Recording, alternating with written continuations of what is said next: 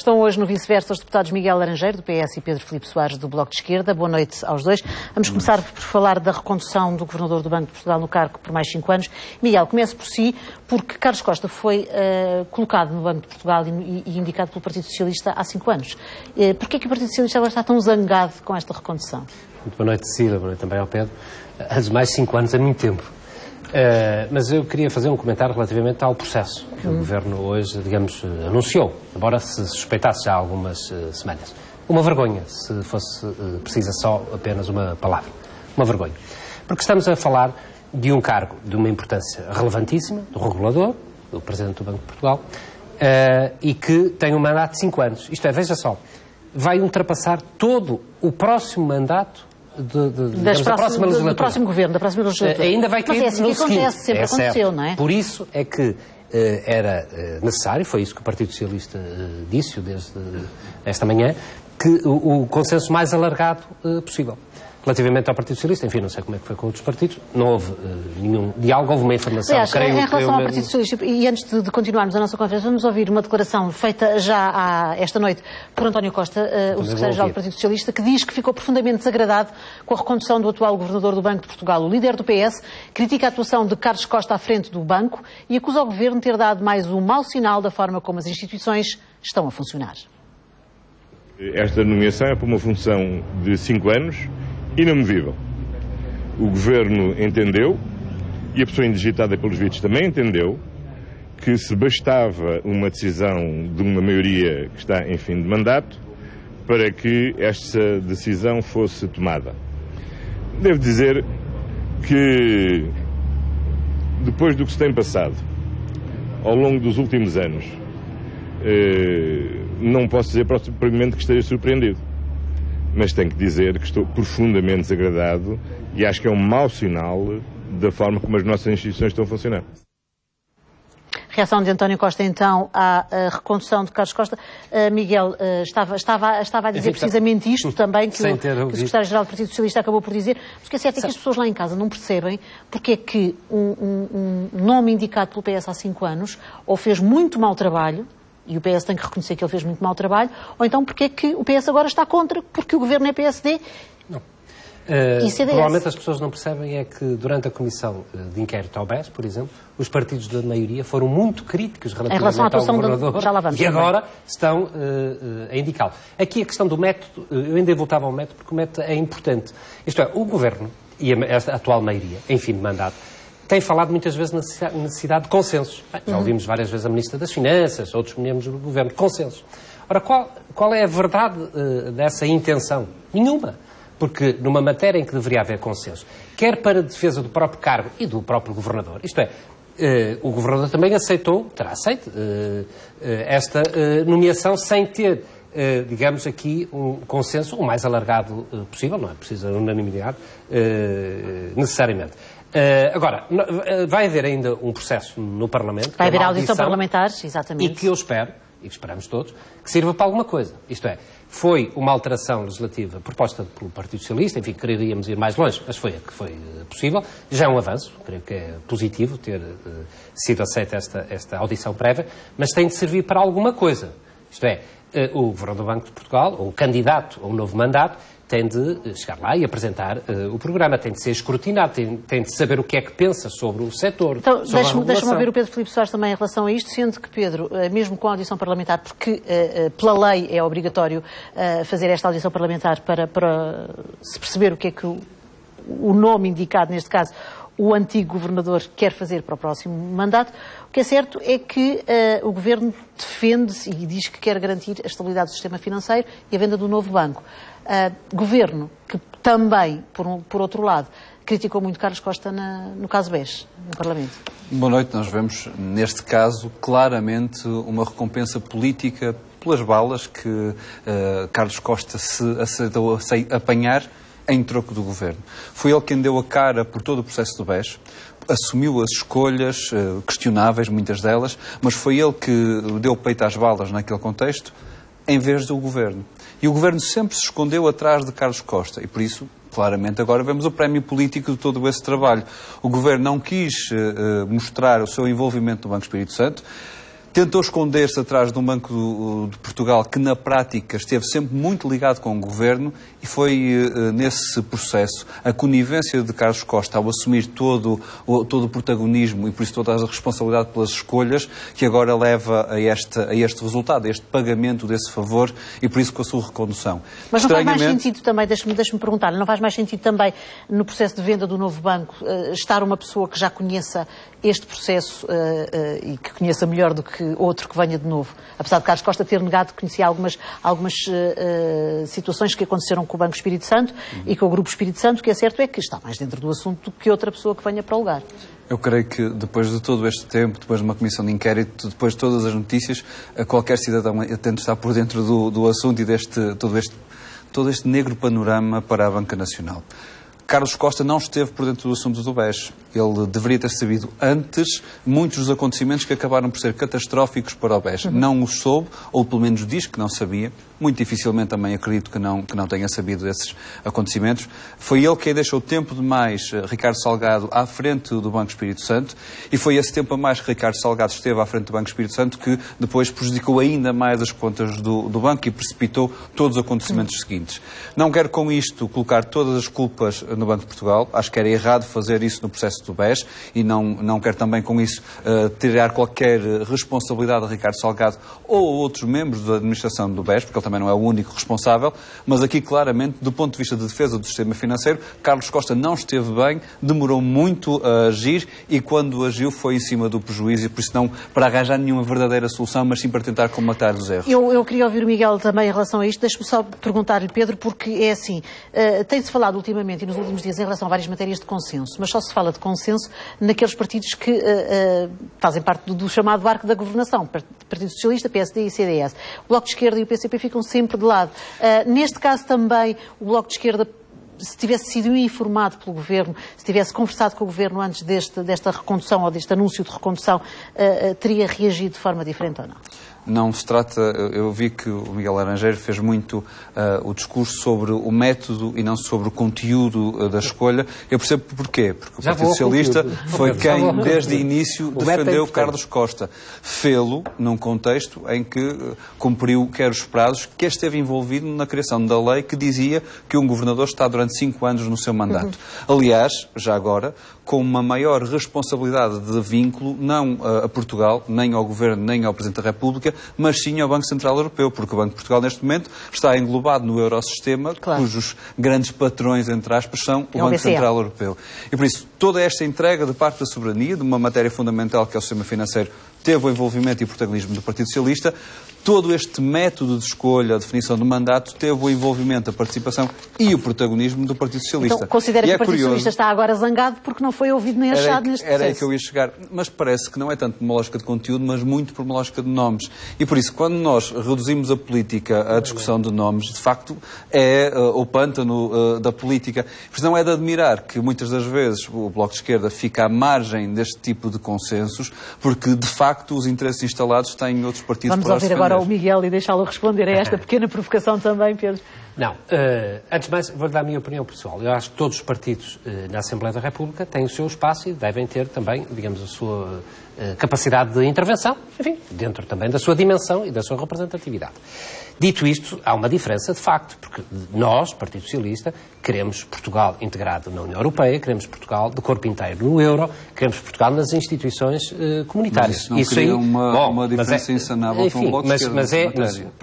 Mas essa é a nossa postura, sempre foi, desde a integração europeia. Relativamente, eu falei no método, porque, enfim, hoje foi do método que falamos, foi do anúncio pelo Conselho de Ministros do nome, digamos, da reivindicação. Mas também uma questão... Santos, e vou dizer isso, em nome do Partido Socialista, a dizer mal... mais partidarizada de sempre. A criticar, certo, e eu vou reforçar essa ideia. Se há momento em que o sistema bancário, e por maioria de razão, o sistema regulatório, digamos, a regulação do sistema bancário, necessitava de credibilidade, é este. E o mandato é inamovível, portanto não se poderia, enfim, alterar ou mudar o Governador do Banco de Portugal a meio do seu mandato. Mas o que era exigível agora era uma personalidade, alguém, não tenho nomes, olha, se me perguntar nomes, não tenho nenhum nome, não é isso que está em causa, mas que conferisse digamos, a essa entidade regulatória, ao Banco de Portugal, uma credibilidade que o país e os portugues anseiam. E que não está, enfim, manifestamente, na nossa opinião, na pessoa, enfim, do Carlos Costa, do Dr. Carlos Costa, não há nenhuma questão pessoal como imaginam, não. Enfim, mas que devia, digamos, a alteração, quer do método, quer da... Esclareça-nos, por favor, também em relação à sua opinião e à posição do Partido Socialista. Carlos Costa foi nomeado governador do Banco de Portugal pelo Partido Socialista, certo. Não era a liderança, não era de António Costa, era de José Sócrates na altura. O que é certo é que Carlos Costa teve estes 5 anos. O Partido Socialista não concorda agora porque Carlos Costa foi nomeado por uma liderança que não é a liderança atual, ou porque Carlos Costa não cumpriu aquilo que o Partido Socialista pensava que ia cumprir? Na altura não houve vozes críticas dentro do PS ao Carlos Costa. Isso não existiu. Por isso é daí a minha pergunta. Sim, mas não tem nada a ver com ter sido noutra liderança. Enfim, o que é mais normal, como nos mandatos são desta dimensão, é muito provável que possam ser outras lideranças. Não, a questão não é essa. A questão é, por exemplo, neste processo do BES e do acompanhamento de um banco e de uma situação que foi a que conhecida. Como há bocado o Pedro não referiu, mas, enfim, eu não fiz parte da comissão de inquérito, mas foi público e notório que o governador do Banco de Portugal, em setembro de 2013, já sabia, digamos, do que estava a acontecer. Já deveria saber, pelo menos. Enfim, por isso é que o Partido Socialista já pediu todo o relatório da auditoria interna à ação do Banco de Portugal, que ainda não é do conhecimento. Para também percebermos qual foi a ação em todo o calendário do próprio Banco de Portugal. E, portanto, também não é um bocadinho precipitado fazer qualquer tipo de comentário sem conhecer esse relatório? Não, pelo contrário. Bom, ouça, o que é estranho é que, dentro do Governo, nós ouvimos na própria Comissão de Inquérito, quer o Vice-Primeiro-Ministro Paulo Portas, quer a Ministra das Finanças, a fazer duras críticas, enfim, à atuação, ou a não atuação, por omissão, se quiser, do Banco de Portugal e do Governador do Banco de Portugal. E aqui há um braço de ferro interno, muito provavelmente dentro do Governo, e uma imposição do próprio Primeiro-Ministro do nome do próximo, enfim, Governador. E isto que está a acontecer nesta nomeação tem acontecido em muitas outras nomeações, enfim, não com a mesma importância ou dimensão, de diretores regionais, de diretores de serviços centrais, que são nomeados por 5 anos. Isto é, o Governo, em muitas áreas, olha na Segurança Social, que eu acompanho normalmente, na área da Segurança Social estão a nomear, há poucos meses atrás, por 5 anos, isto é, são diretores da Segurança Social, quase todos ligados ao PSD e ao CDS. Mas as de 5 anos não são nomeações de agora, já vêm de outros anos também, não é? Não. Portanto, neste caso da Segurança Social, transversais na mudança de ciclo. Mas isso não tem problema nenhum, desde que o processo do método, e por isso é que o método aqui é importante, seja transparente, seja claro, seja dialogável, seja participado. Enfim, portanto, tenha o maior consenso possível. Porque, de facto, vamos ter um governador do Banco de Portugal. Olha, eu vou até dar a ideia, não sei se até, enfim, dentro do quadro legal era possível, mas, à semelhança do que aconteceu com o Conselho Económico e Social, em que foi, de facto, nomeado, porque teve de ser nomeado o novo Presidente, mas só vai até ao fim da legislatura.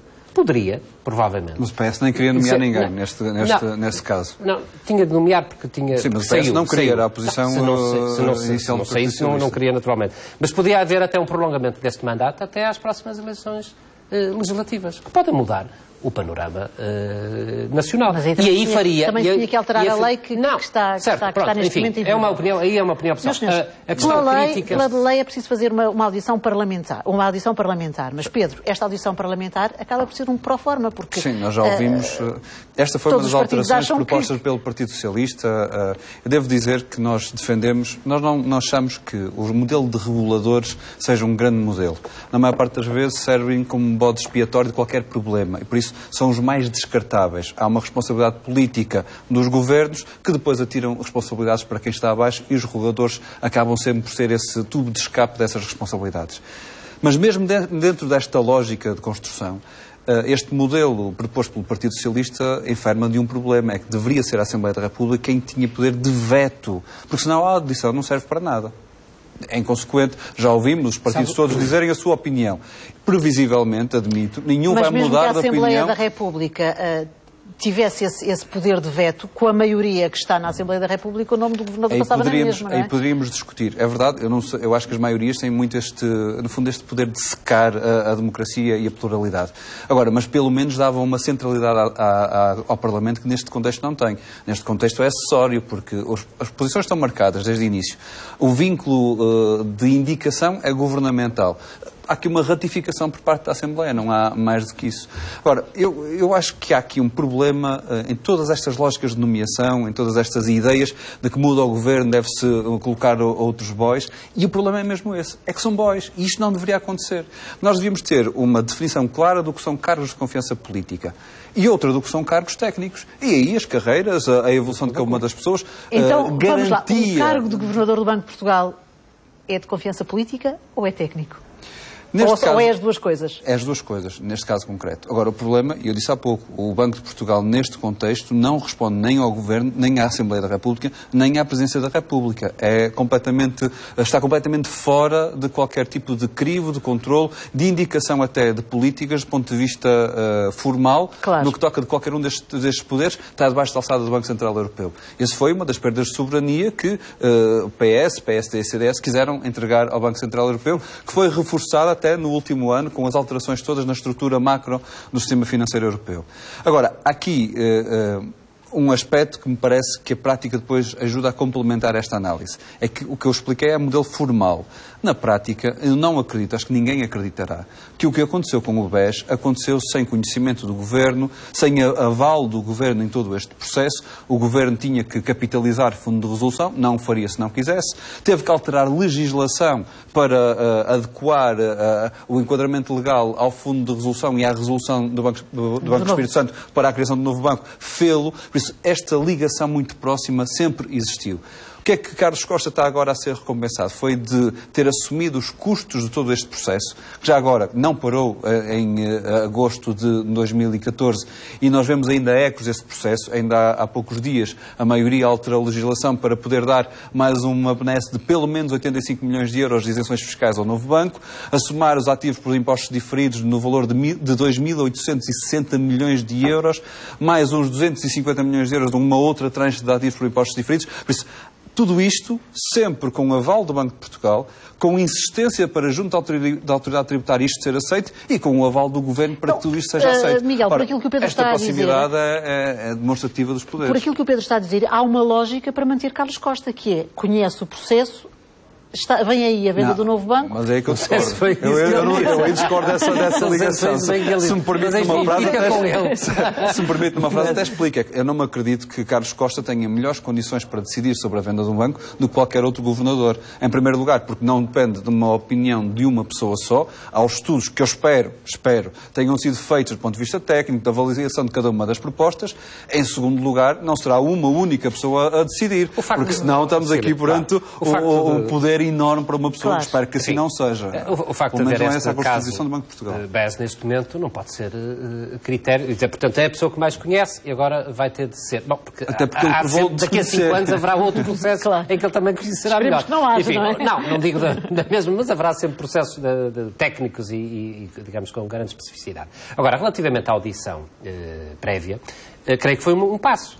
Não foi o passo também que o Partido Socialista queria, mas foi dentro de... Creio que uma alteração constitucional certo, até. Pronto, e, portanto, não foi possível, ficamos por aquilo que foi possível, mas creio que um passo no sentido certo. Isto é, o Governador do Banco de Portugal, que vai estar 5 anos naquele lugar, vai à Assembleia com todo o escrutínio, com toda a publicidade. Miguel, já viu o currículo do Partido Socialista neste contexto?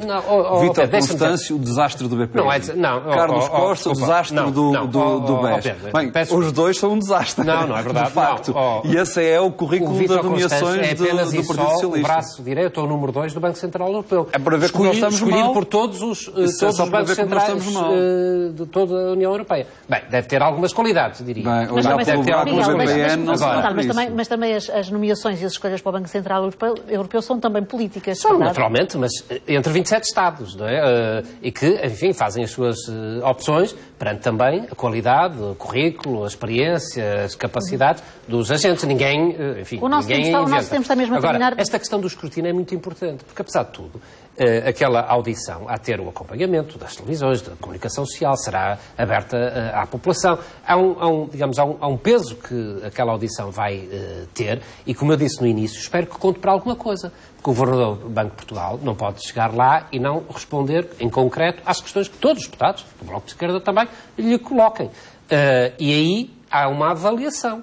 Eu creio que hoje o Ministro, enfim, no final do Conselho de Ministros, disse que a audição seria importante. Enfim, que é importante e que não é apenas só para a fotografia. A fotografia é uma expressão minha, não é? Teremos as nossas dúvidas, naturalmente. E em relação ao BCE, como é que o BCE pode analisar ou pode julgar esta nomeação depois de tudo aquilo que se passou com o BES e com o Governador, com o atual Governador, o posicionamento do Banco de Portugal neste processo, na vossa opinião? O BCE, em primeiro lugar, eu não me acredito mesmo que esta indicação para nomeação não tenha acontecido sem consulta ao BCE. Em primeiro lugar. Em segundo lugar, todo o processo do BES foi muito próximo àquilo que o BCE defende como resolução europeia. E por isso que aquilo que agora está a ser implementado a nível europeu. Com todos os malefícios que isso possa ter, com todos os perdões de impostos, para que o banco agora possa ser vendido a melhor preço, com o problema jurídico que nós teremos pela frente até nós vemos alguns exemplos positivos que as pessoas deviam ter sido defendidas, aquelas pessoas lesadas pelo papel comercial deveriam ser defendidas de facto. Vemos outros negativos, os problemas jurídicos de acionistas, etc., vão andar anos nos tribunais e por isso há muitas questões por resolver, mas de linhas gerais o Banco Central Europeu sempre acompanhou todo o processo do BES e este processo foi feito consentaneamente com aquilo que o Banco Central Europeu defendeu.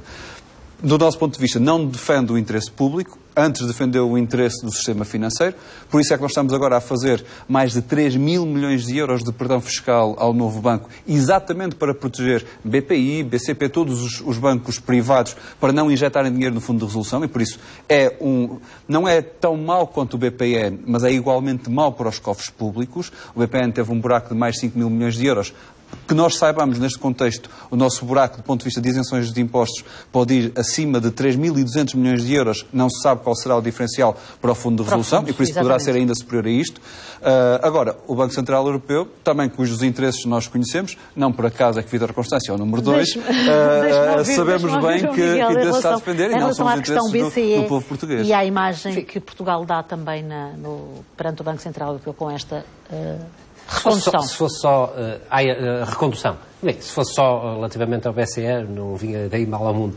Eu acho que dá uma imagem negativa a todos os portugueses, primeiro. Porque, afinal, quer dizer, estamos em Portugal e devemos defender os interesses, nomeadamente... Mas o PS aceitou que fosse o BCE a mandar do Banco de Portugal. Está a falar da recondução do Governador do Banco de Portugal. Do Governador, exatamente. Essa era a pergunta. E, portanto, digamos, enfim, é evidente que, eu diria, enfim, sem ter grandes pormenores sobre essas relações entre o Banco Central e os bancos nacionais, tem de haver aqui, de facto, uma alteração de metodologias, no sentido de dar credibilidade e confiança aos portugueses e aos europeus. E isso não tem existido. Podemos concordar mais para um lado ou mais para o outro, mas de facto não tem existido. Desde 2008, 2007, nomeadamente, há aqui um grau de desconfiança perante este sistema e, sobretudo, sobre os reguladores. Porque se há confiança que nós devemos ter como cidadãos, como contribuintes, como depositantes, enfim, é no regulador. Esse é que tem de estar acima de qualquer suspeita e na primeira linha da defesa dos interesses dos portugueses. E isso não aconteceu no caso do BES. Já passámos. Muito obrigada aos dois por terem estado esta noite no Vice-Versa. Boa noite.